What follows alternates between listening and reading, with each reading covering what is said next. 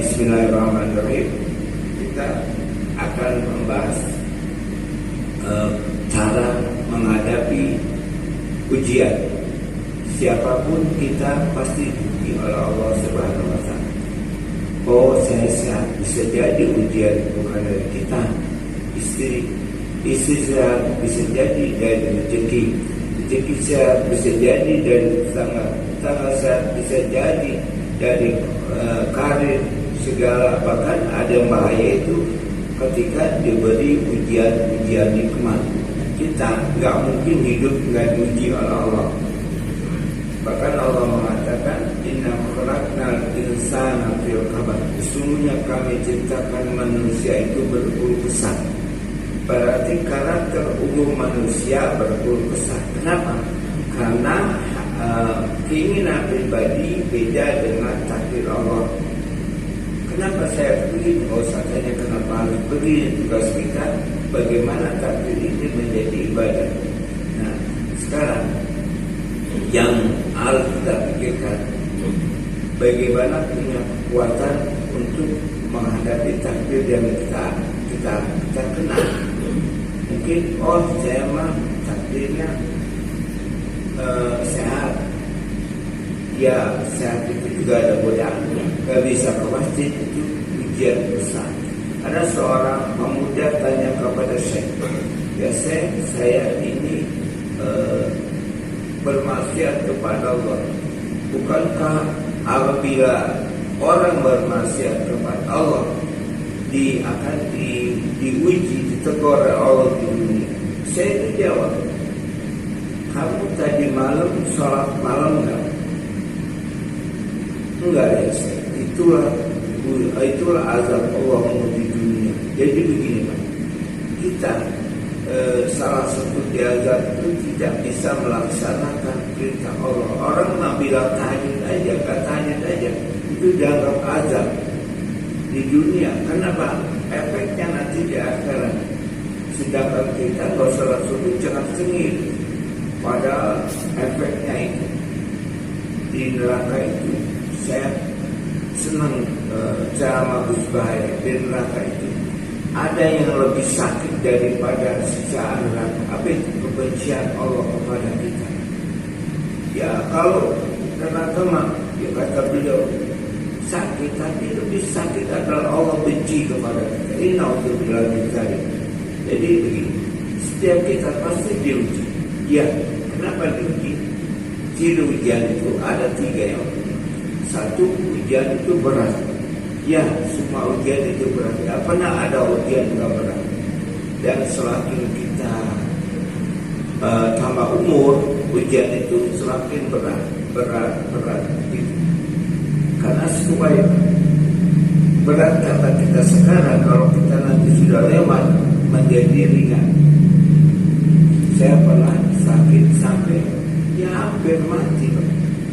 Waktu keracunan obat di bawah kaur itu nggak ingat apa.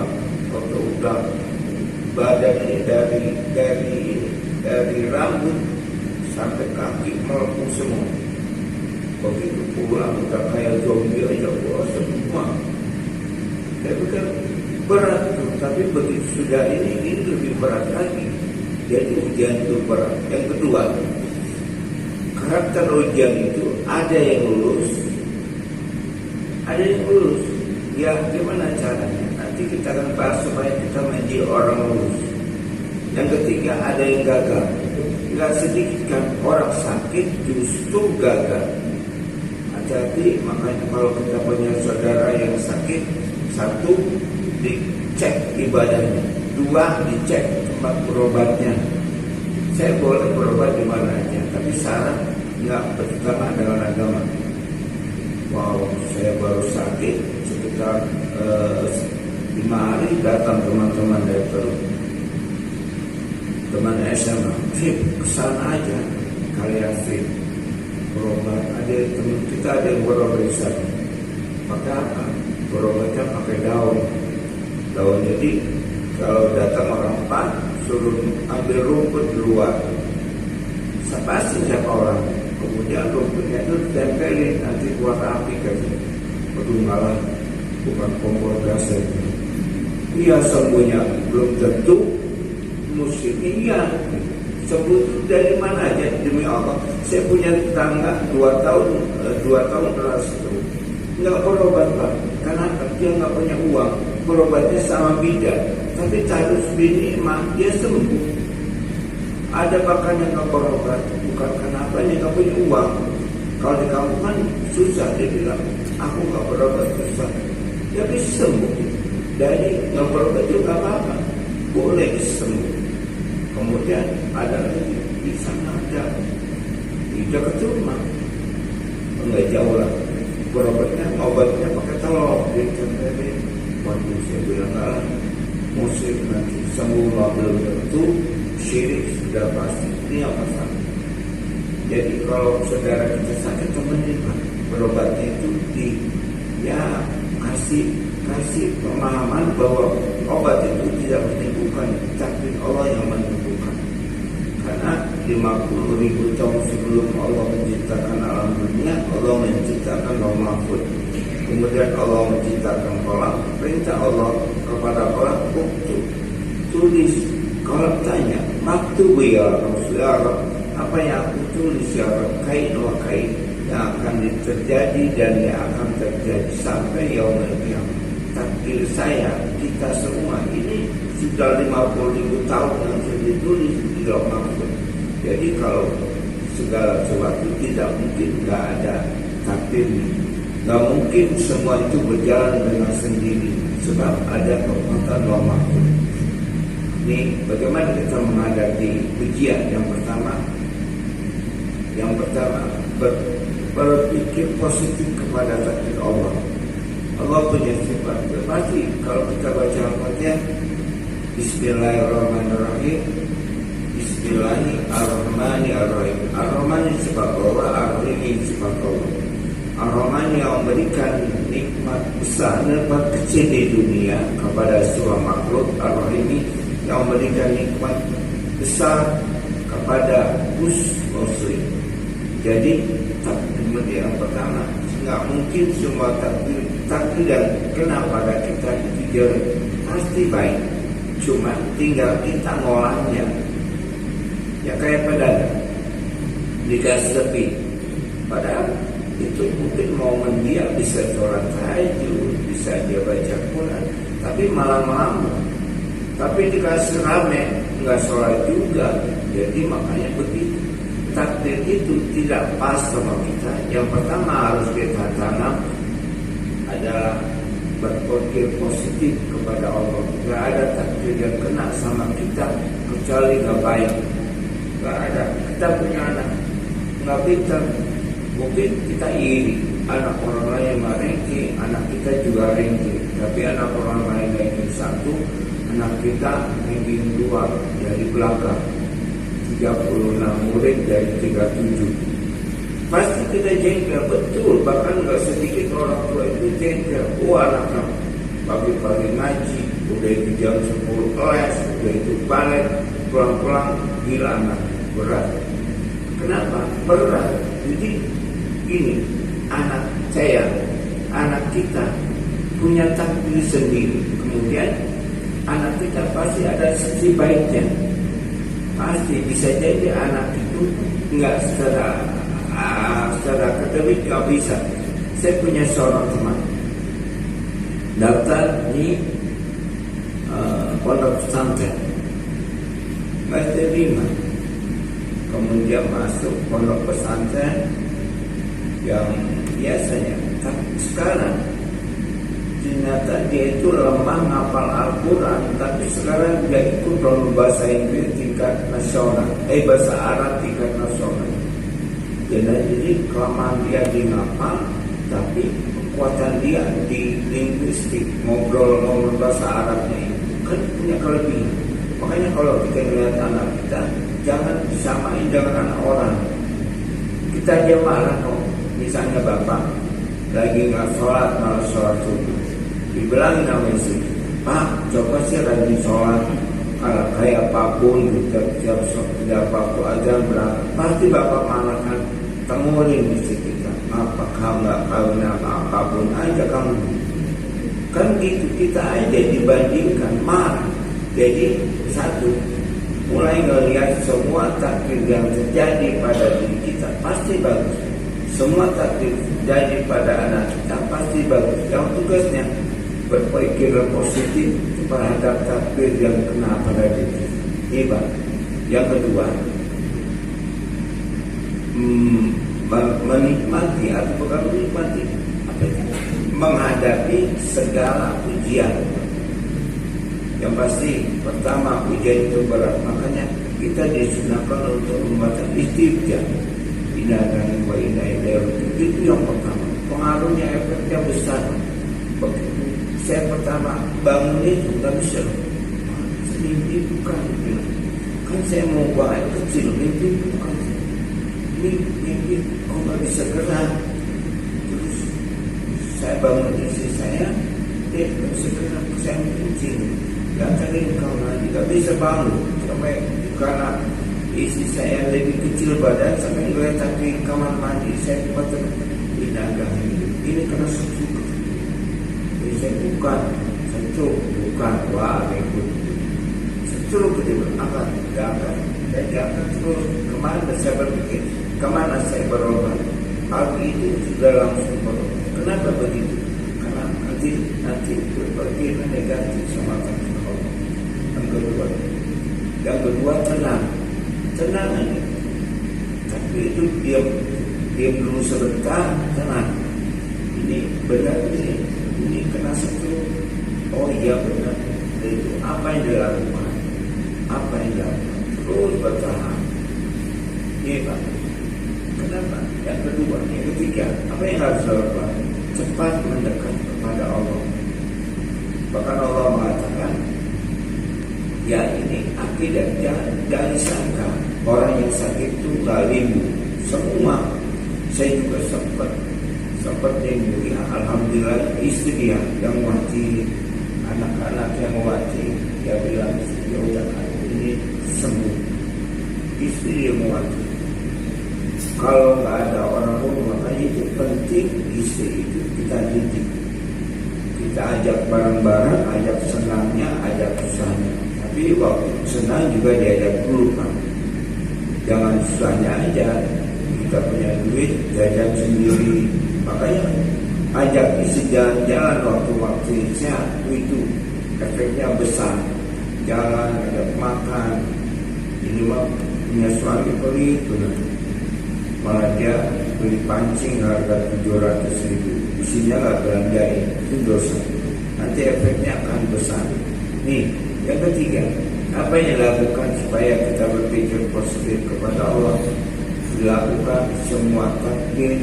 Setiap ada kesusahan, pasti ada kemudahan. Inna ma'al usri yusra, wa inna ma'al usri yusra. Tidak ada setiap ada kesusahan, kecuali ada kemudahan.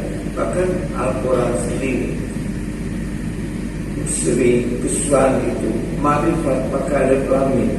Dia marifat berarti cuma satu, tapi usernya kemudahannya pakai isim nakira yang berarti banyak. Jadi setiap ada kesusahan pasti banyak dalam kemudahan. Bahkan Rasulullah mengatakan seandainya ada kesusahan masuk ke dalam lubang, maka datang kemudahan masuk ke dalam lubang. Artinya setiap ada kesusahan pasti ada kemudahan. Jadi kedua, selanjutnya kita tanam dalam hati kita, oh pasti ada jalan keluar. Pasti, cuma ada yang cepat, ada yang lambat. Pasti ada jalan. Bahkan Rasulullah mengatakan setiap ada satu kesusahan, maka Allah siapkan dua kemudahan. Contohnya yang sakit ini. Ternyata banyak sekali obatnya. Dokter ada, terapis ada, dan terapi itu banyak. Jadi salah orang lari sakit larinya ke dukun itu salah. Padahal kalau kita berpikir dari informasi yang banyak.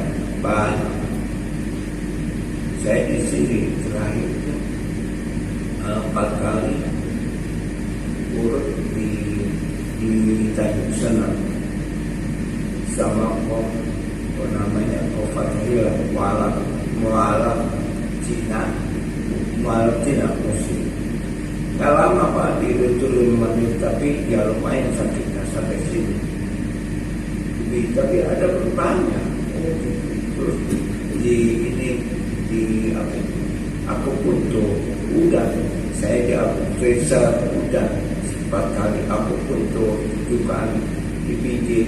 Sekarang fisioterapi ini baru 10 kali, berarti 8 kali lagi. Kenapa? Saya yakin bahwa ada kesembuhan di balik itu. Nah, kemudian ini yang penting. Yang penting, yang penting memperkuat akidah kita. Daraballahu masalan kalimatan thayyibatin kasajaratin thayyibatin aswa sadiq wa sama. Kuatan yang paling yang harus kita kejar dalam ini kuatan akidah. Dan itu harus lancar pada kita. Kenapa? Karena godaannya besar. Ya apalagi sekarang ini akhir tahun baru biasanya ada godaan terbesar. Makanya khawatir setiap akhir tahun itu banyak umat Islam yang kafir secara jamaah. Alasan Natalan ada yang bilang Natalan bukan akidah. Siapa yang bilang bukan akidah? Natal kan kalau kita buka sejarahnya, Natal itu di mana Natal itu memperingati kelahiran Yesus Kristus. Jadi kalau kita Natal sama-sama memperingati hari kelahiran Yesus Kristus sama-sama. Kalau memperingati hari kelahiran Yesus sama-sama, berarti kita kafir sama-sama. Itu yang kami. Saya ingat masih sekecil itulah kelas 2 SD. Rumah saya ini di Anuran, depannya itu pendeta Pantekosta. Setiap tanggal 24 kita dikirimin makanan, nasi itu tanpa itu.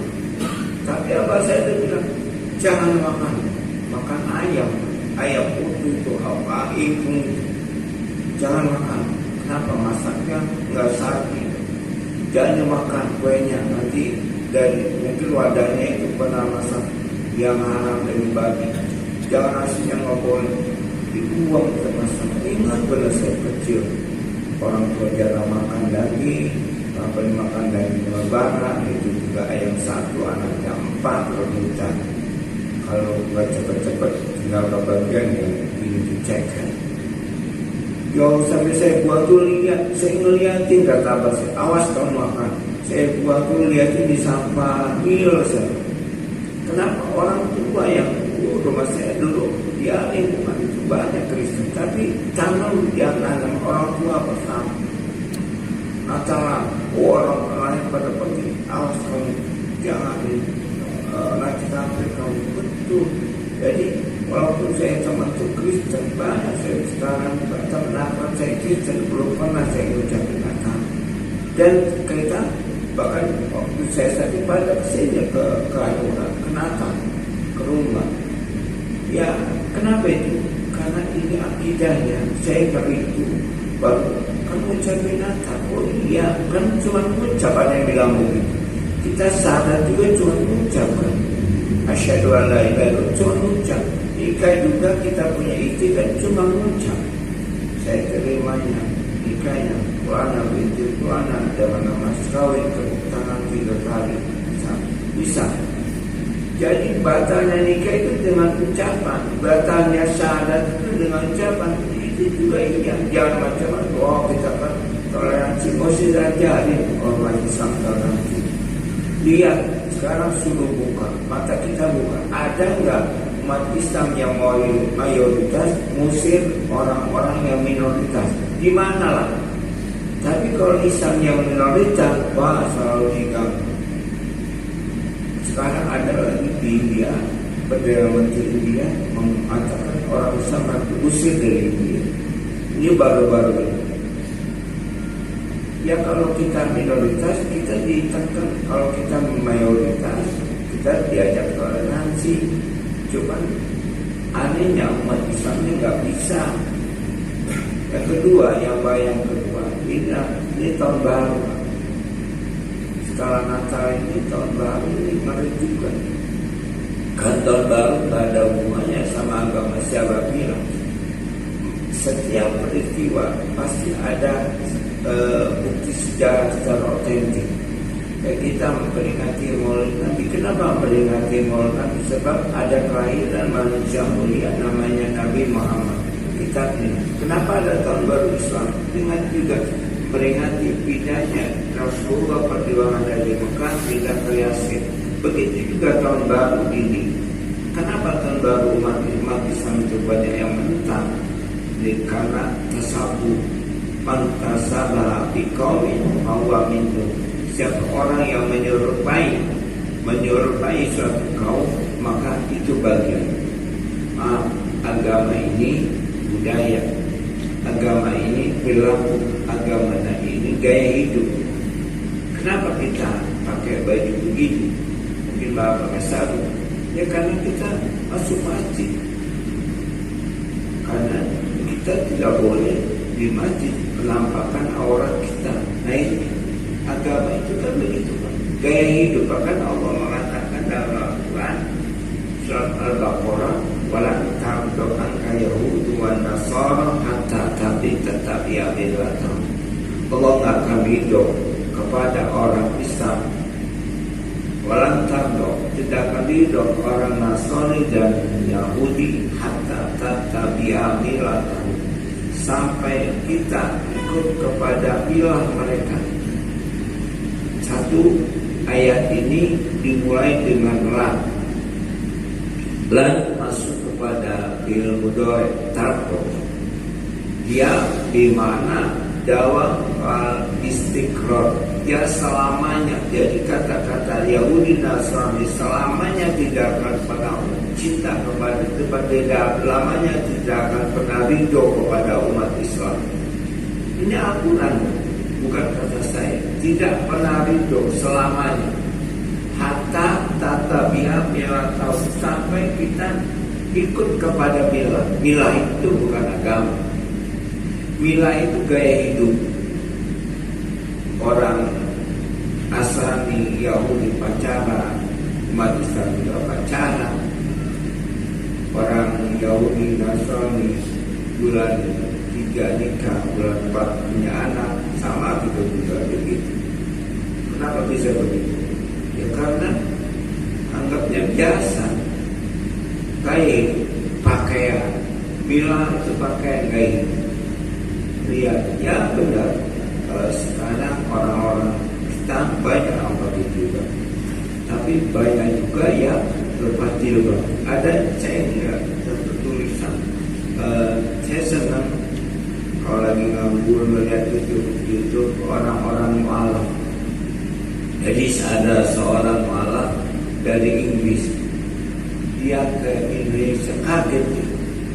Katanya Indonesia negara Islam terbesar, tapi kok banyak yang nggak pakai jilbab. Dia bilang kaget. Kenapa? Karena pikiran dia orang muslimah itu pasti sudah pakai jilbab. Ternyata di Indonesia beda. Indonesia jilbabnya, ya makanya di Indonesia itu jilbabnya paling banyak. Jilbabnya ada jilbab penjuta rentang. Jadi pakai jilbab cuma segini aja, rambutnya kelihatan. Menjuta rentang. Ada jilbab sekarang kalau mau diputar-putar, jilbab sampai lehernya gitu. Sekarang kalau mau. Ini sampai orang-orang ini malam ini kaget melihat Indonesia kok nggak pakai jilbab perempuan. Karena setahu dia orang masuk Islam itu langsung pakai jilbab. Nah itu Pak, gaya hidup. Belum lagi kita tahun baru aja dulu orang Majusi menyambut tahun baru itu pakai api, depan api, berdoa depan api. Orang Yahudi yang tahun baru dengan trompet. Orang Nasrani pelonceng bisa di gereja. Orang Islam tiga-tiganya dipakai. Yang bakar ayam, trompet dangdutan kan lebih koplak pada si koplak. Dalam Islam jangan dikira tiga-tiganya dipakai semua. Ya Allah, lupa kan tahun baru setahun sekali. Ya masa mau sebulan sekali, namanya bulan baru. Ya setahun sekali, justru setahun sekali itu kita tahu kita menerima budaya orang lain tanpa mau mengoreksi. Kalau kita lihat tahun Masehi ini sangat berhubungan dengan agama pagan. Lihat aja sejarah. Nah maka jadi besok tahun baru ya anak-anak tegas saja, anak-anak jangan buat diadakan acara di rumah. Kalau keluar, oh nggak apa-apa Ustaz, tahun sekali. Nah kita suka segitu kan, suka setahun sekali, terus ya tahun sekali seperti ini. Kita kadang-kadang sayang sama anak, tapi sebenarnya menjerumuskan anak. Ada seorang ibu tanya kepada saya, ya saya punya anak 6 tahun. Kalau sholat di masjid berjamaah, kasihan ya saya, karena kan kalau Timur Tengah musim dingin itu luar biasa. Kemudian dia bertanya, boleh nggak anak saya sholat agak siang? Apa jawab saya tadi? Ibu, kalau seandainya rumah ibu ada AC, kan orang Timur Tengah pakai AC semua rumahnya. AC kamar ibu, kamar anak ibu kebakaran, apa yang ibu lakukan? Saya memaksakan anak saya untuk bangun. Ini, seandainya kita bayangin anak kita tidur di atas kasurnya itu kebakaran, apa yang kita lakukan? Pasti paksa anak kita harus bangun. Nggak mungkin nggak. Bangun ada api di atas tuh, bangun, tinggalin nyapu. Bangun apinya udah dekat kepala tuh, bangun tinggalin. Insya Allah anak kita garing, jadi lele panggang. Tapi apa kita paksa bangun, paksa tarik, begitu atasnya tadi. Itu bagaimana nanti api neraka. Jadi kalau kita orang tua mendiamkan anak kita tidur waktu sholat subuh, sama kita kata beliau, sama kita bawa kayu bakar, nyiapin tunggu untuk anak kita dipanggang. Mungkin kata kita sadis, tapi begitulah Islam. Kan nggak ada dalam Islam itu, nggak dipaksakan, nggak ada. Kalau seandainya kita sholat itu dengan prinsip ikhlas, wah sholat berjamaah, kenapa nggak sholat berjamaah? Nantilah saya belum ikhlas, nggak akan sampai. Pertama paksain dulu, ikhlas sudah jalan. Begitu sholat subuh ngantuk, dapat imamnya bagus benar suaranya, panjang, baca surat Al-Rahman, udah gitu. Astagfirullah, kenapa ada baca surat Al-Rahman? Nyesal, ayat pertama Al-Baqarah, baru mulai alif lam, kita yang baca. Model, dapat panjang, tapi kalau kita dibiasakan panjang, insya Allah nggak apa-apa. Karena lamanya kita berdiri di alam asyar, itu tergantung bagaimana kita lamanya sholat. Kalau kita sholat itu lebih lama berdiri, nanti di sana sebentar. Kalau nggak pernah sholat ya udah selamanya. Jadi begitu, dipaksa, nggak ada hidup seperti ini. Kita sodako, kita biasa sodako Jumat itu seingatnya. Makanya kadang-kadang begitu kotak amal itu disenyumin saja. Anak kita bilang, ya, kotak amal disenyumin dengan dosa. Bila senyum adalah sodako, alhamdulillah kotak amal disenyumin. Ganteng betul. Kenapa? Karena kita nggak memaksakan untuk masukin. Kalau kita masukin biasanya 110.000 sekali waktu kita tidur, biasanya kan biasa. Ya kalau di rumah itu 40% laki-laki itu tidur. Karena di rumah dibanding isinya di aman masjid. Apalagi masjidnya pakai AC kayak gini, wah enak bener. Ada tiangnya lagi. Itu biasanya tiang 1, orang 4 atau 1. Di Bandung. Nah, tidur kita biasa 10.000 nih setiap Jumat. Pas setelah tidur nggak sengaja uangnya ada 2 merek, 1.000, 10.000, yang 1.000 masuk. Pas kita beli bensin, salah. Ingat astagfirullah. Ternyata yang dimacet tadi 10.000, insya Allah Pak. Itu ngelamun itu Jumat, Sabtu, Minggu masih ngelamun ini. Mopiah, dosa apa saya? Sudah kos salawat. Kenapa? Nggak ada yang nggak dipaksakan, itu betul. Jadi mimpi Pak nunggu ikhlas itu kok. Saya mah sudah kok nanti ikhlas saja. Insya Allah senyumnya yang sudah kok. Makanya kotak amal itu kecepatannya 60 km per jam. Kalau depan sini udah kesana. Kenapa senyum semua? Begitu dibuka, banyak bersodenya. Jangan mimpi gitu Pak. Kalau ikhlas ya hidup itu jangan mimpi nggak maksain. Jangan dikira, saya bangun ini nggak maksa. Jangan sama. Kalau mau pengajian subuh itu minimal habis sisa jam 9 harus tidur. Bangun jam 3, nggak mungkin kan sholat dulu, dulu. Kenapa itu? Jadi hidup itu harus dipaksa. Begitu deh, jangan main di anak kita nggak kena godaan tahun baru seperti ini. Maka kita yang harus tegas. Gimana nasihatnya? Boleh dulu anak, ajak ngobrol. Kita ini orang tua Muslim itu jarang ajak ngobrol. Adanya perintah, nyapu sana, sholat sana. Padahal kita nggak pernah jelasin sholat itu apa, itu apa. Kenapa kita gagal dalam mendidik anak? Kalau kita nasihat, selalu malah perang. Karena kita nggak pintar mengolah. Gini Pak, kalau kita mau mengajak anak kita baik, maka lihat muktadul halnya nih. Kita nasihatin anak yang sudah SMA sama anak SD itu beda.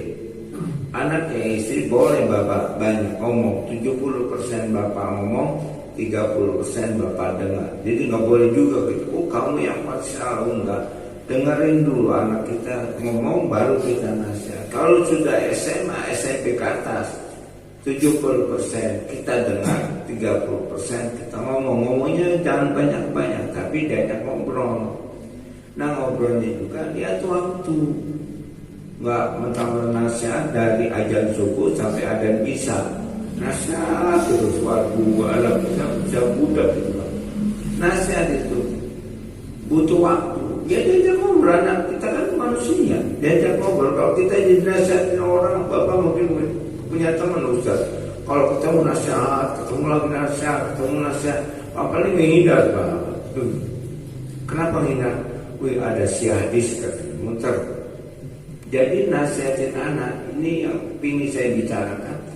Satu, supaya kena nasihatnya, lihat waktunya.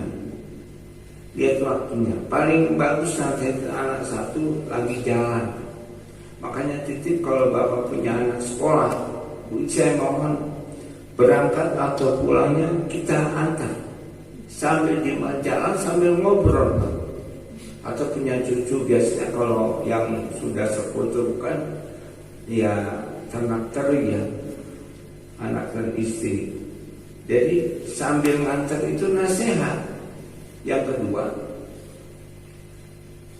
waktu lagi makan, makanya sekali waktu boleh bapak ngajak makan anak keluar.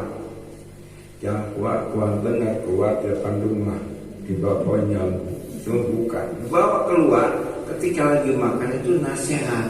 Nah nggak nasihat itu dia banyak-banyak. Saya banyak nasihat sama anak. Kalau pulang pondok saya bawa makan. Dimakan jalan nasihat. Udah aja. Nah makan juga harus beda Pak. Masa anak makan cuma sama ini kayak cap nasihatnya 3 jam. Nah bisa lagi kayak gitu. Kenapa? Ya kita harus manajemen. Nggak bisa anak sekarang nggak bisa nasihatnya, nggak bisa model dulu. Kita dulu kan ini enak, udah diam, jangan keluar maghrib banyak setan. Udah sekarang luar itu setan kata bapak saya. Banyak orang kuburan sekarang nggak bisa. Kalau dulu mau bilang jangan di pintu orang hilang, udah selesai. Anak sekarang nggak bisa. nggak bisa. Nah itu makanya saya minta ini Pak ya, jaga yang khawatiran kalau tahun baru ini terus begini, kita nggak pernah, minimal bapak nasihatin anak, nggak pernah nasihatin, waduh anak kita nganggap ini ya budaya, kemudian dinasihatin orang nggak mampan. Ya saya punya orang tua tadi ini emang galak Pak, galak benar, kecil di masjid. Pokoknya nggak tahu orang tua saya dari maghrib isya itu ada di masjid. Walaupun di sisa main, dan main itu rumah saya itu nggak pernah dikunci. Jadi kalau saya nggak pulang, saya tanggung jawab. Jam berapa aja pulang, jam 2 pulang. Ya namanya dulu zaman SMA kan normalnya itu main sama teman-teman, cuma ngobrol. Pulang jam 2, dan ketika pulang tuh nggak dimarahi. Kalau pulang anak kita dimarahi, kamu pulang malam, besok pulang jam 4, bukan malamnya, ini pagi gitu. Jadi selama nanti kalau sudah tidur dan jam 9 sarapan lagi makan siang, nasihati. Kamu jam keluyuran, kalau orang kemalingan pas kamu lewat yang dituduh kamu. Baru itu Pak ya. Jadi anak-anak kita saya minta tanggal 1 nanti jangan sampai keluar lah. Gimana caranya? Kalau perlu rumahnya dipaku dulu, dipaku, udah itu kuncinya dimasukin dalam sumur. Nanti tanggal 1 bapak ambil. Ya kita bina moral, jangan dibiarin begini terus. Kasihan anak-anak kita. Bahkan seorang Habib mengatakan, yang waktu paling banyak tahun baru itu waktu paling banyak umat Islam bermaksiat kepada Allah. Jangan begini, dalam hukum Islam anak perempuan keluar sendiri malam itu hukumnya haram. Kalau laki keluar sendiri makruh. Itu keluar sendiri, bukan keluar sendiri ada temennya cowoknya lebih haram. Bukan cowoknya kok ininya calonnya. Ini Pak, titik, bukan saya benci, naudzubillah mencari. Ya terus terang saya tinggal di Hanoi. Satu penelitian tahun 2001-2002 itu 70.000 pasang yang masuk ke dalam pantai Hanura, Mutu, Tegal. Itu ya Allah sampai jalan macet. Banyaknya orang tua, anak-anak muda. Kenapa saya tahu? Ya dulu ya begitu. Waktu SMA segala terus suka keluyuran Pak. Tapi saya pasti pulang. Itu ya Allah maksiat. Makanya saya minta tahun baru ini, ya ini kan pagar Pak. Ini budaya-budaya non-muslim, mantasabi qaumin fahuwa minhum. Siapa orang menyerupai satu kaum, maka dia bagiannya.